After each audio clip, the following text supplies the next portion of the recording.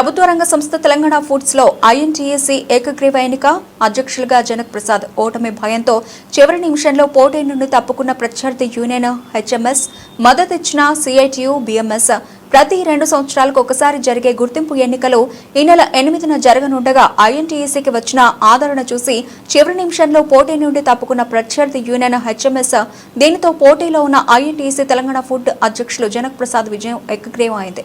ఈ సందర్భంగా వారు కార్మికులను ఉద్దేశించి మాట్లాడుతూ ఈ ఘన విజయాన్ని సాధించడానికి మద్దతు తెలిపిన ప్రతి ఒక్కరికి కృతజ్ఞతలు తెలిపారు. ఐఎన్టీసీ జాతీయ అధ్యక్షులు డాక్టర్ జి సంజీవరెడ్డి నాయకత్వంలో రానున్న రోజుల్లో కార్మికుల సంక్షేమం సంస్థ అభివృద్ధి కోసం కృషి చేస్తామని హామీ ఇచ్చారు. అంతేకాకుండా కార్మికుల retirement gratuity medical scheme internal ట్రాన్స్ఫర్లపై పారదర్శక విధానం వంటి ముఖ్యమైన సమస్యలు తక్షణమే పరిష్కరిస్తామని హామీ ఇచ్చారు. ఈ సమావేశంలో యూనియన్ ప్రధాన కార్యదర్శి దస్తగిరి, నాయకులు మల్లారెడ్డి, సుదర్శన్, రాజు, కృష్ణారెడ్డి, సుభాష్ తదితరులు పాల్గొన్నారు. కార్మికులు పెద్ద ఎత్తున హాజరై సభను విజయవంతం చేశారు. తెలంగాణ ఫుడ్స్ లో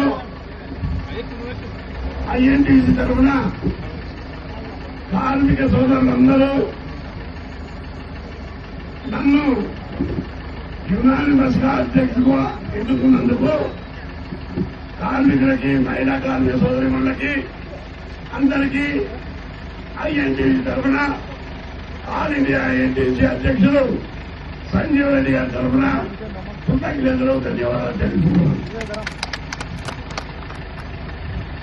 దాదాపు 5 యూనియన్లు ఉన్నప్పటికీ కూడా కార్మికులు భారతదేశంలోని అత్యంత సభ్యులు ఉన్నటువంటి